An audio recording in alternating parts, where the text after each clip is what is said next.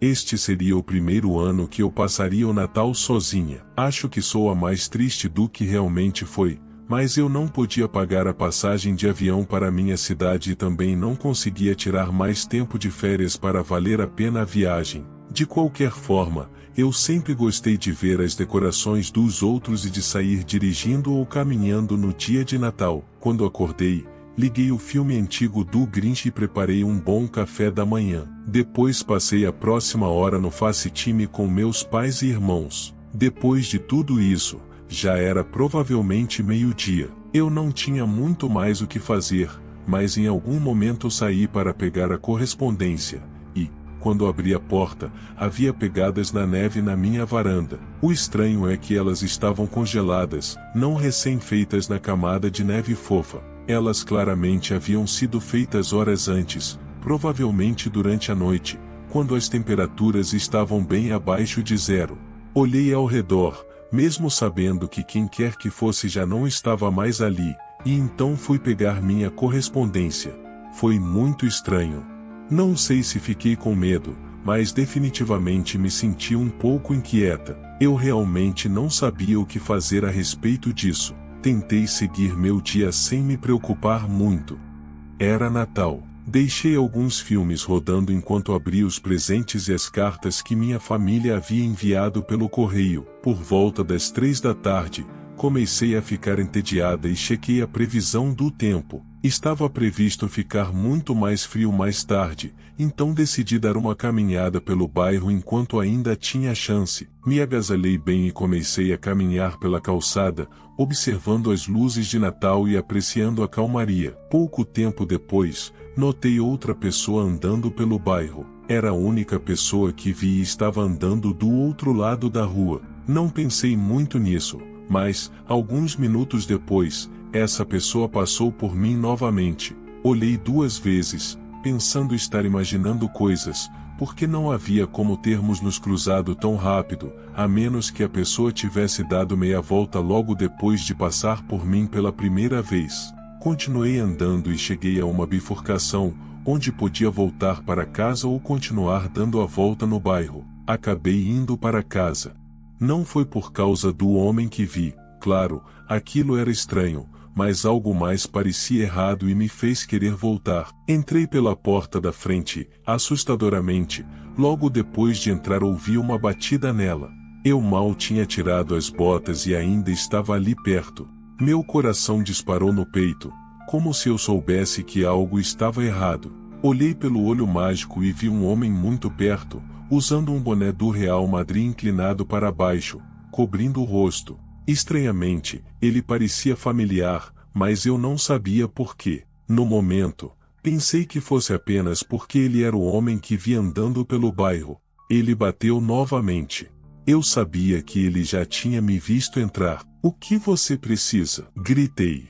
Ele não respondeu. Alguns segundos depois, bateu na porta novamente. Perguntei novamente o que ele estava fazendo ali e o que queria. Observei pelo olho mágico enquanto ele ficava parado contra a porta, sem responder ou falar nada, antes de bater novamente. Ele então agarrou a maçaneta e começou a empurrar a porta com o corpo todo. Afastei-me enquanto vi o batente chacoalhando nas dobradiças a cada golpe. Isso durou uns 30 segundos, e então tudo parou de repente. Houve uma pausa, e, em seguida, ouvi várias pessoas gritando. Quando fui olhar, havia 2 policiais do lado de fora da minha casa, prendendo o homem lá fora.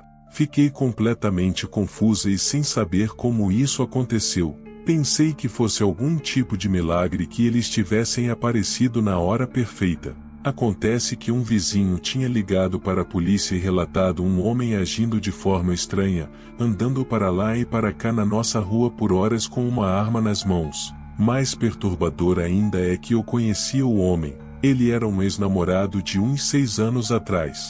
Ele nem morava no mesmo estado que eu, e nós não tínhamos conversado desde o término. É assustador pensar que, tão de repente, anos depois, ele simplesmente decidiu aparecer na minha casa no dia de Natal e tentar arrombar. Os policiais encontraram 2 facas com ele e, No carro dele, estacionado a alguns quarteirões dali, acharam uma arma de fogo e um rolo de fita adesiva, ambos comprados apenas alguns dias antes. Ele não admitiu nada, mas não é difícil imaginar o que ele provavelmente estava planejando fazer.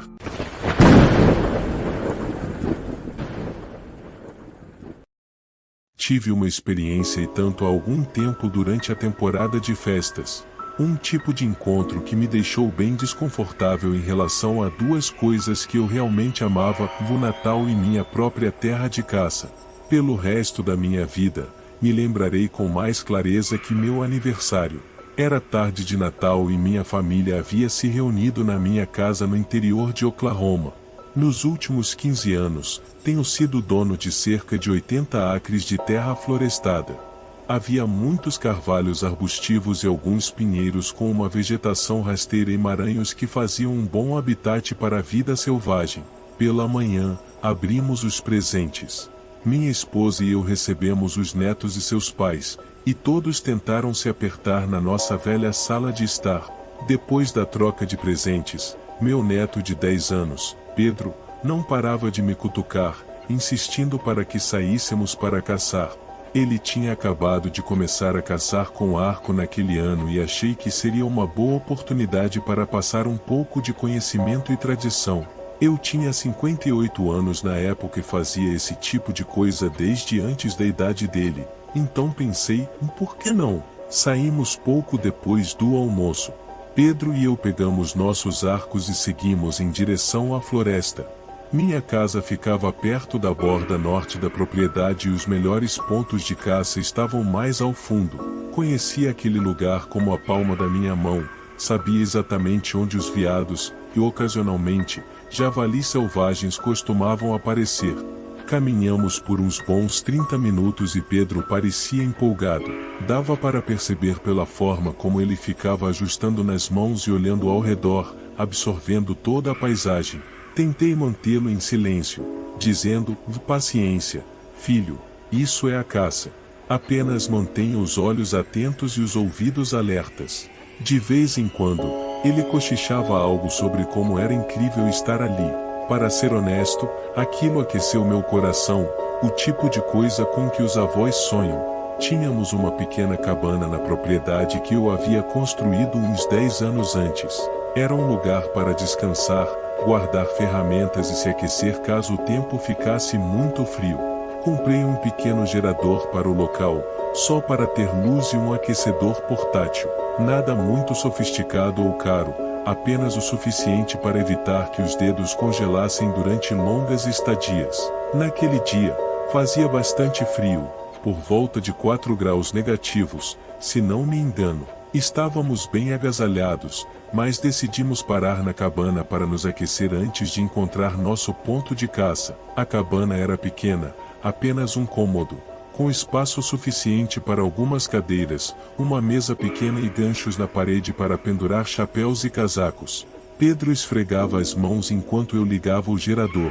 Aquela máquina barulhenta fez o seu trabalho e um pouco de calor nos alcançou. Servi para Pedro metade de uma caneca de café quente do meu cantil. Ele parecia surpreso e eu disse, não vá contar para sua mãe ou seu pai, combinado?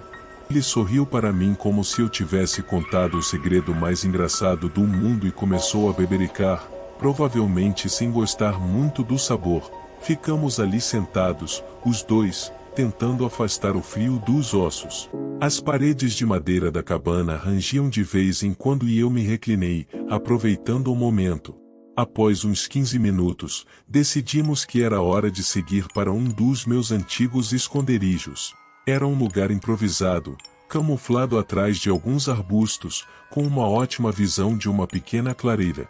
No passado, veados costumavam aparecer ali no inverno e, com paciência, você conseguia uma boa chance contra eles. Seguimos pelo matagal, tentando fazer o mínimo de barulho possível, evitando pisar em galhos secos. Já era metade da tarde e a luz começava a ficar mais suave, mas ainda tínhamos tempo de sobra para nos acomodar. Chegamos ao local, uma espécie de depressão natural no terreno, cercada por arbustos baixos. Há algumas temporadas, eu tinha reforçado o esconderijo com uma rede de camuflagem, mas ele se misturava bem ao ambiente, porque tudo ao redor era marrom, cinza e verde escuro.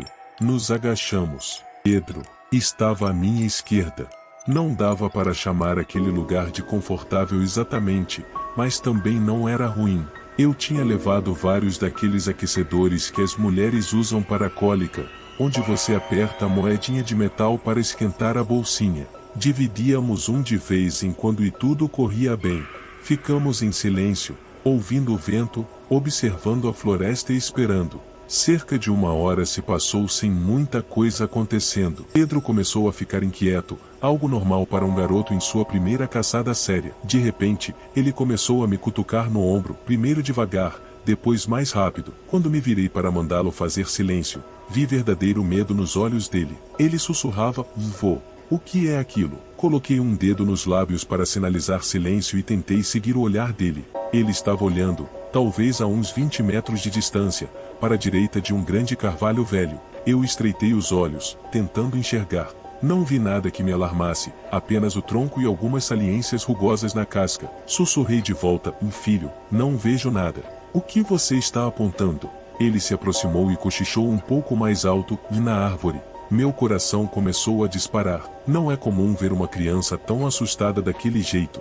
Comecei a imaginar se ele tinha visto um gato do mato subindo na árvore ou algo do tipo, ou talvez estivesse confundindo algum formato por conta do olhar. Olhei novamente, tentando focar no que ele estava vendo. A princípio, parecia apenas uma protuberância grande no tronco da árvore, como se fosse um pedaço de casca torcida e saliente. Mas quanto mais eu olhava, mais aquilo parecia estranho. Comecei a distinguir algo quase humano na forma, como se fossem um torso e pernas. Disse a mim mesmo que minha mente estava me pregando peças. Quando você tenta enxergar alguma coisa com muita intensidade, acaba forçando sua mente a encontrar algo, mesmo que não esteja realmente lá. De repente, a coisa se moveu. Não foi muito, mas foi o suficiente para congelar meu sangue. Não era apenas uma protuberância na árvore, era algo agarrado ao tronco. A forma se contraiu e então se esticou um pouco, como se estivesse se ajustando. Pedro segurou. Eu consegui ouvir a respiração acelerada dele. Agora que eu sabia que era algo vivo,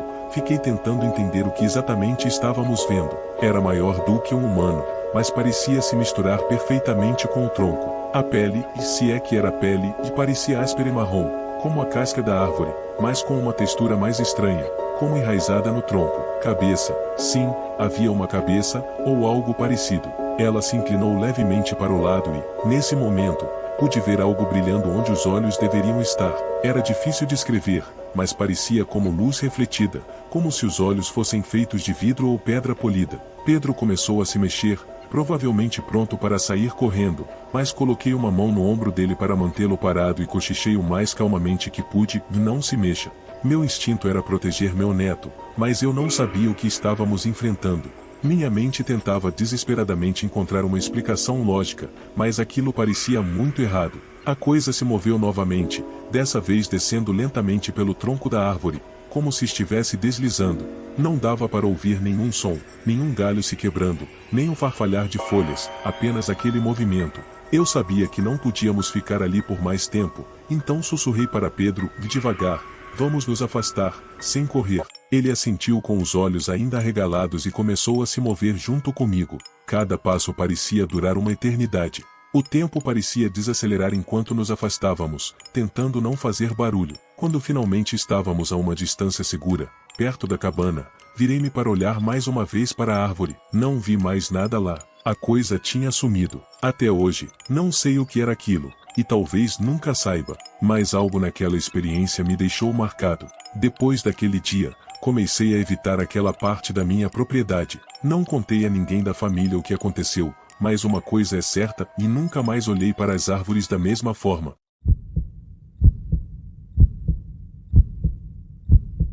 Há muito tempo, quando eu estava começando o ensino médio, passei uma noite na casa dos meus tios. Eu adorava ir lá e passar tempo com eles, especialmente quando meu tio me ensinava a trabalhar com madeira em sua oficina de carpintaria. Ele era advogado, mas sempre teve uma paixão por criar móveis do nada, algo que ele compartilhava com todos nós. Acabamos adotando essa paixão também. Os filhos deles já eram bem mais velhos que nós e já tinham se casado há tempos, então havia 2 quartos vazios que, naquela época, eram usados frequentemente por outros primos que os visitavam. Naquela ocasião, foi a minha vez de ficar lá. Não sei exatamente a hora, mas já era madrugada quando fui despertado pela voz do meu tio, pelo menos foi o que pensei na hora, rezando na sala, bem em frente ao meu quarto. Achei muito estranho porque meus tios não eram religiosos. Então saí para ver o que estava acontecendo, mas não havia ninguém ali. Pensei que estivesse sonhando, mas seria um sonho muito real porque me levantei, caminhei do meu quarto até a porta e estava certo de que ainda ouvia aquela voz do outro lado. Mas não havia nada. Decidi subir e caminhar até o quarto dos meus tios para ver se a porta estava aberta e procurar algo que me dissesse se meu tio tinha saído.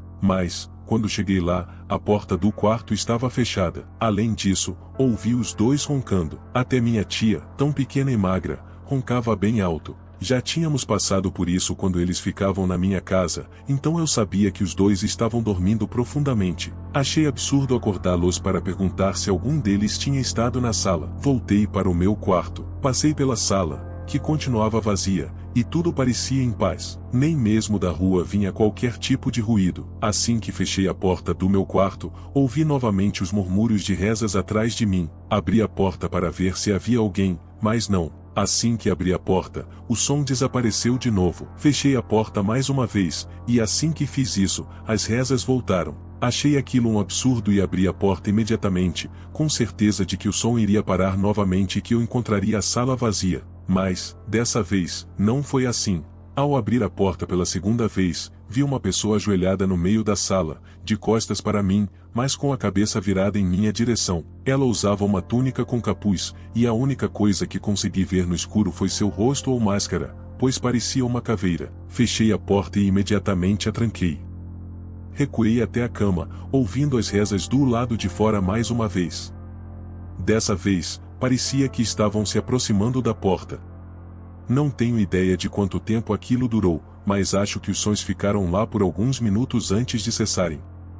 Levei cerca de 1 hora para conseguir dormir e acordei quando ouvi meu tio se levantar para começar a trabalhar em sua oficina, mas voltei a dormir.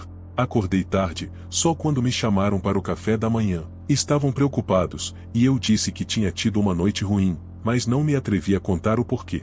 Continuei visitando meus tios e trabalhando na oficina, mas demorou 2 anos para que eu tivesse coragem de passar outra noite na casa deles. Mas essa não é toda a história. Algo mais que preciso contar. Há 1 ano, meus tios sofreram um acidente de carro. Por sorte, minha tia estava usando o cinto de segurança e saiu apenas com alguns arranhões. Mas meu tio não estava usando e foi arremessado para fora do carro. Ele ficou em coma por quase 1 semana. Juro que pensamos que ele não sobreviveria, mas, graças a Deus, ele conseguiu. Acredito que tudo de bom que ele fez na vida foi recompensado, porque alguns meses depois ele já estava vivendo uma vida quase normal, quase completamente recuperado. Naquela primeira noite, quando nos reunimos no hospital pensando que o perderíamos, começamos a compartilhar histórias sobre ele. Meus primos mencionaram uma história que eu não conhecia, mas que achei extremamente interessante, se vocês vão entender o porquê. Quando meus tios se mudaram para aquela casa, meu tio costumava jogar futebol em uma quadra que ficava a certa distância. Não era mais próxima, mas era onde pessoas de todas as idades jogavam, e ele se sentia mais à vontade ali. Na volta para casa, ele tinha 2 opções: atravessar algumas ruas perigosas ou passar pelo antigo cemitério municipal. Ele se preocupava não por algo sobrenatural, mas porque o lugar tinha muitos buracos na cerca, um lugar que facilmente poderia servir de refúgio para pessoas mal intencionadas à noite. Na maioria das vezes, ele escolhia as ruas, mas, quando estava muito cansado, atravessava o cemitério porque era mais direto. Uma dessas noites, assim que cruzou o buraco na cerca de arame que cercava aquela parte do cemitério, sentiu que algo estava prestes a acontecer. Mas, como eu disse, meu tio não era religioso nem supersticioso, então decidiu ignorar o sentimento e seguir em frente. Ele apressou o passo, isso sim, porque sentia-se cada vez mais inquieto. Mas a escuridão era total desta vez. Mal conseguia enxergar as lápides para evitá-las. As árvores que cercavam o cemitério bloqueavam até mesmo a luz dos postes da rua.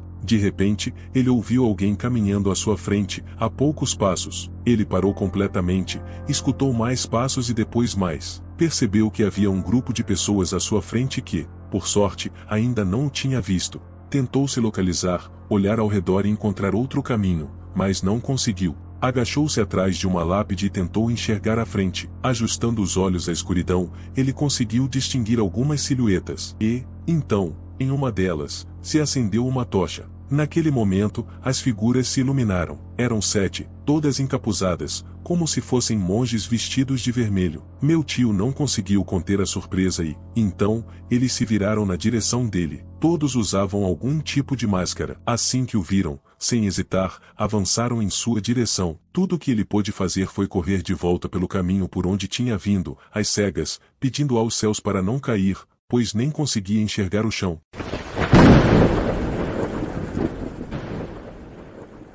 Boa tarde a todos que me ouvem. Sempre quis relatar um ocorrido que me aconteceu, mas a falta de tempo sempre me pegava. Com a ajuda da minha filha, irei escrever com os melhores detalhes tudo o que me lembro desse acontecido. Bom, vamos lá então.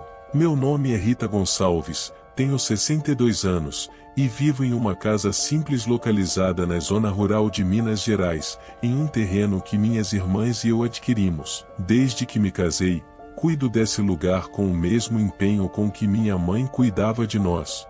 Aqui, entre cuidar do lugar e cultivar nossa própria comida, a vida tem um ritmo lento. É um canto isolado onde o vento carrega os aromas do campo e as noites são muito escuras. Havia uma em particular que me seguia como uma sombra. É algo que vivi quando criança e que hoje não consigo explicar. Meus pais e minhas 3 irmãs estavam presentes. Eu sou a mais velha, depois vem Maria, Ana, e a menor, Célia. Meus pais diziam que cada uma de nós tinha seu papel, digamos que eu era responsável, a que sempre ajudava na cozinha. Célia, por outro lado, era a energia da casa. Tinha apenas 7 anos, mas era como um redemoinho, travessa, sorridente e curiosa. Ela estava sempre correndo atrás das galinhas ou inventando histórias sobre os animais da nossa propriedade ou das vizinhas. No início, tudo parecia normal. Minha irmã continuava sendo a mesma menina alegre de sempre, mas um dia, algo mudou. Foi uma coisa pequena, quase imperceptível. Começou a surgir um cheiro estranho nela. Não sei exatamente como relatar isso, mas era como se algo podre a seguisse, onde quer que fosse. Não era suor, nem o cheiro típico de quem brinca o dia inteiro no sol. Era algo mais profundo, como se viesse de dentro dela. Meus pais não deram muita importância. Deve ser por causa do clima, dizia minha mãe. Mas eu sentia que não era normal. Célia parecia limpa, suas roupas eram sempre lavadas, mas aquele cheiro persistia. Com o passar dos dias, comecei a notar outras coisas. Minha irmã, que sempre estava cheia de energia, começou a se cansar. Sentava-se sob os banquinhos de madeira na sombra e ficava lá, por um bom tempo, olhando para o nada. Quando eu perguntava se ela estava bem, ela apenas sorria e dizia: "Estou bem, Rita." Mas eu sabia que ela não estava. A centelha nos seus olhos estava se apagando. Um dia, enquanto minha mãe e eu estávamos na cozinha, limpando um frango, o som da voz de Célia me tirou dos meus pensamentos. Ela estava falando sozinha no quintal, perto da plantação de maxixe. No início, não prestei muita atenção, já que ela sempre inventava amigos para se entreter. Porém, dessa vez, foi diferente. O tom dela não era o de uma criança brincando, era algo mais baixo, mais pausado, como se estivesse respondendo a alguém.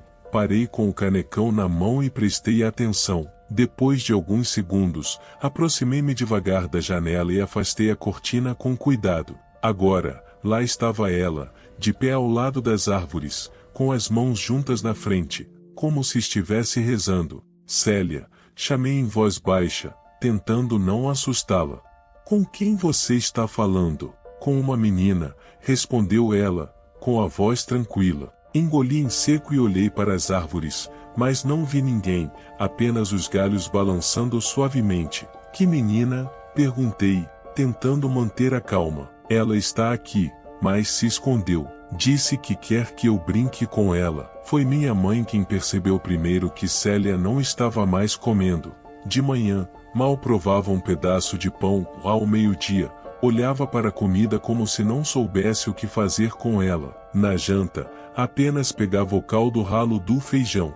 Ela está doente, mas vai melhorar, dizia minha mãe, mais para se convencer do que para nos tranquilizar. Infelizmente, todos percebemos que não era assim. Seu corpo, antes cheio de vida, começou a ficar magro, quase frágil. As maçãs do rosto dela se destacavam mais e as sombras sob seus olhos ficavam mais profundas. Até sua pele, sempre queimada de sol, parecia mais pálida.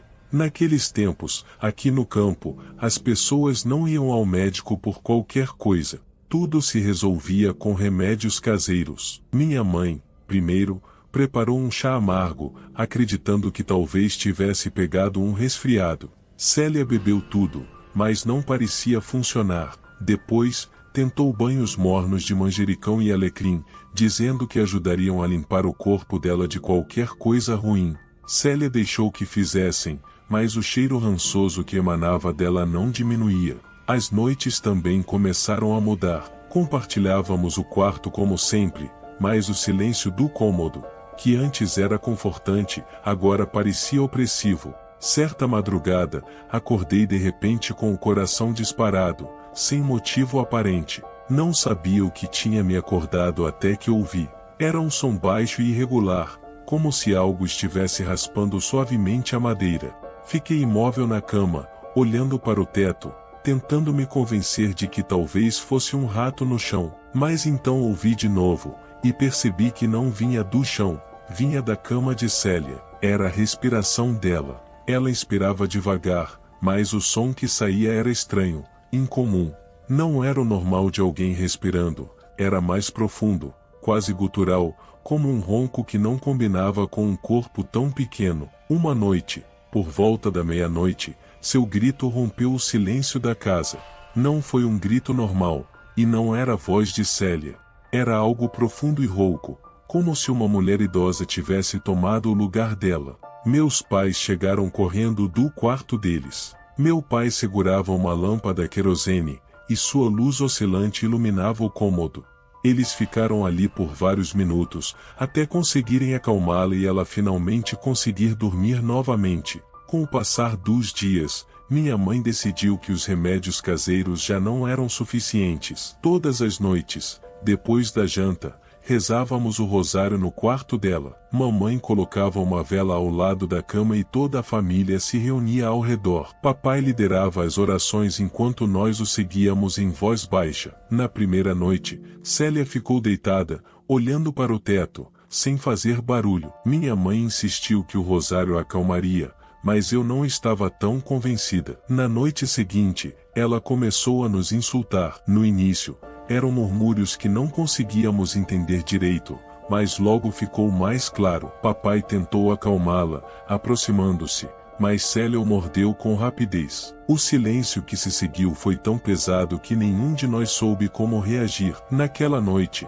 minha mãe chorou muito enquanto rezava. Na manhã seguinte, o cheiro no quarto era tão forte que mamãe precisou abrir todas as janelas. Havia algo naquele odor que era impossível ignorar, como carne apodrecida sob o sol por dias. Minha mãe trocou os lençóis novamente e colocou ervas frescas ao redor da cama, mas o odor parecia emanar da minha irmã. Era um lembrete constante de que o que estava acontecendo não era normal. Nos dias seguintes, a situação piorou. Uma tarde, enquanto eu levava lençóis limpos para o quarto, vi minha irmã sentada na cama com as costas eretas, as mãos descansando sobre as pernas. Parei por um momento, notando como ela mexia as mãos de uma forma nervosa. De repente, o movimento mudou. Ela começou a dobrar os dedos para trás. Primeiro um, depois outro, como se estivesse testando até onde poderiam ir. Antes que eu pudesse me aproximar, ela empurrou o dedo indicador da mão direita para trás com tanta força que ouvi o estalo seco do osso se quebrando.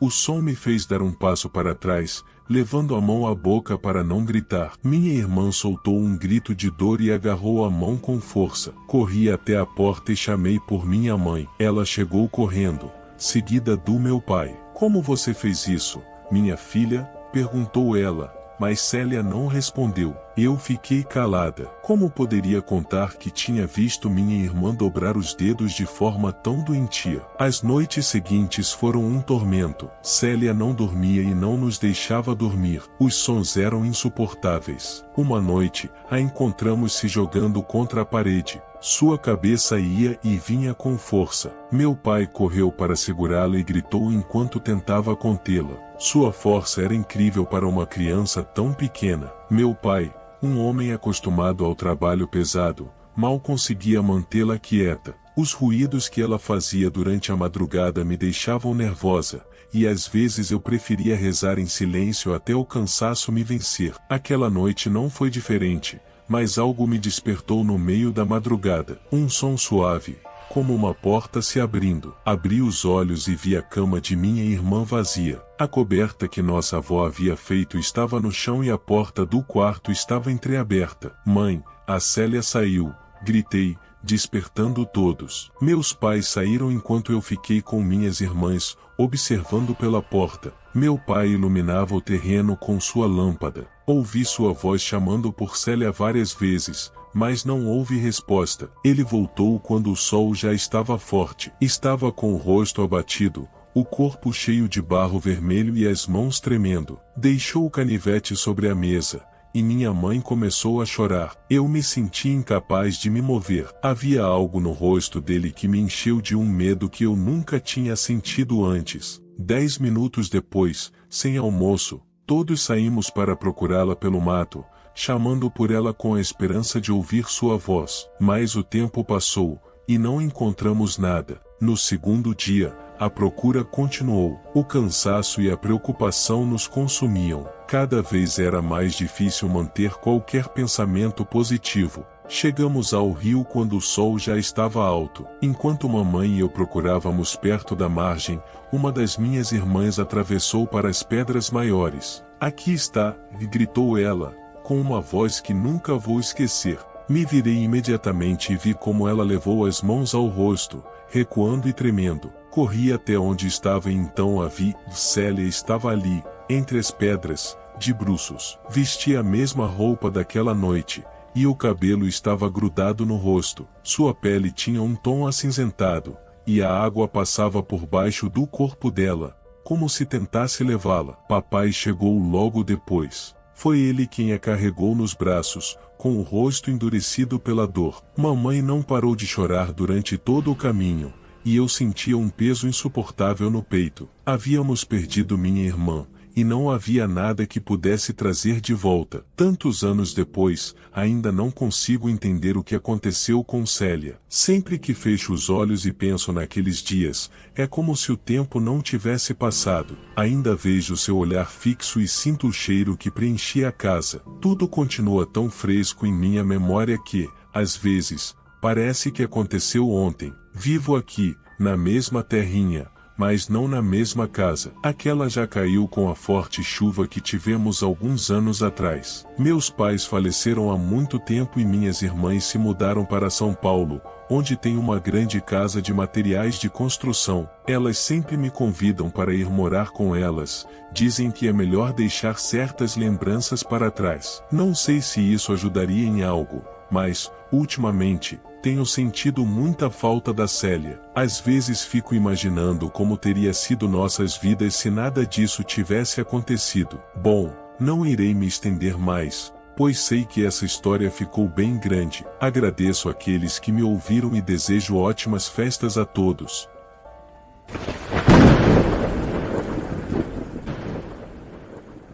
Boa tarde. Essa não é uma experiência minha, mas de um senhor que nos enviou no grupo de contos há algum tempo.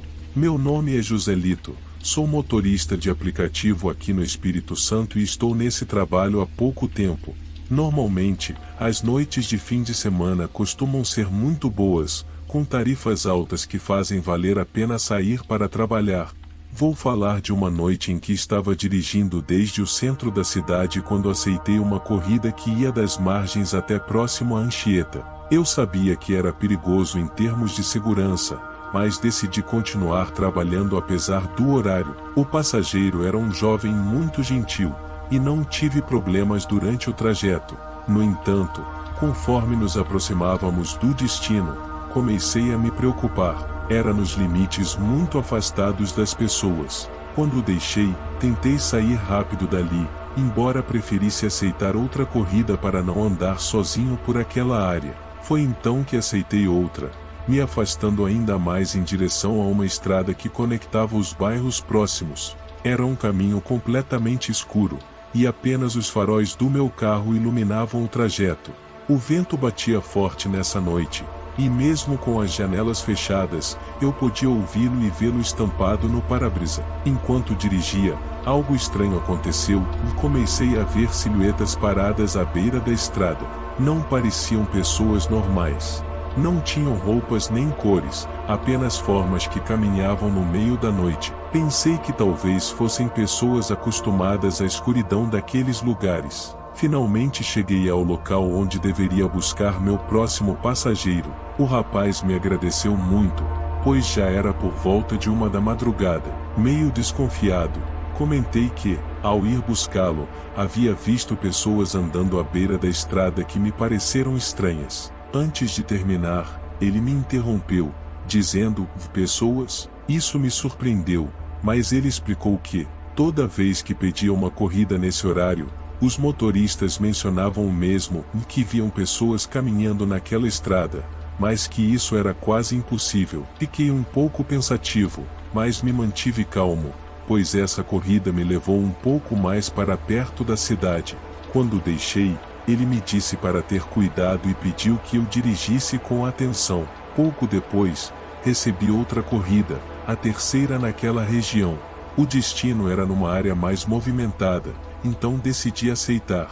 Era uma corrida boa, mas me levou por uma estrada de terra que eu nunca tinha visto antes. Primeiro passei por uma área cheia de carros caros, o que me deu um pouco de confiança.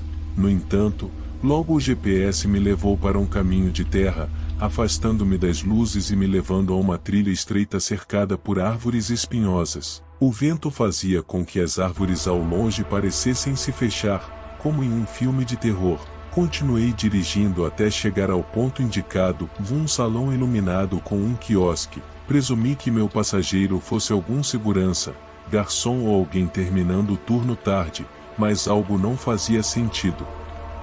As únicas luzes eram as do salão, todo o resto era escuridão, árvores à frente, os faróis do meu carro e as lanternas traseiras vermelhas. Os minutos de espera da aplicação passaram e ninguém apareceu. Isso era estranho porque, quando alguém pede uma corrida tão longe nesse horário, costuma sair rápido para que o motorista não cancele.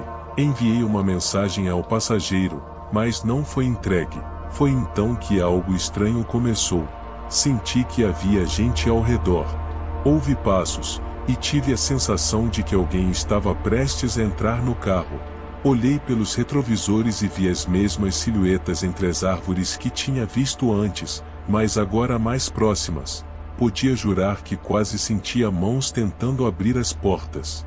Já estava ali por vários minutos, jurando que eu estava louco, pois as silhuetas continuavam rodeando o carro. Finalmente decidi olhar para o salão mais uma vez, e foi então que algo me gelou o sangue e já não havia mais nada ao fundo.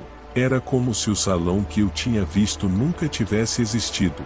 Entre as árvores que rodeavam o lugar, sentia algo escondido, com um olhar fixo em mim, como se pensasse que eu não podia vê-lo, mas eu vi. Entrei em pânico, liguei o carro e saí de lá enquanto olhava para trás, vendo sombras surgirem entre as árvores. Desliguei o aplicativo e decidi ir direto para casa. Estava com frio, medo, e meus dentes batiam. Não sei o que vi, mas sinto que já tinha visto antes na estrada. Meu nome é Joselito Ramos, e naquela noite aprendi que há lugares onde não devemos ir e coisas que é melhor não ver.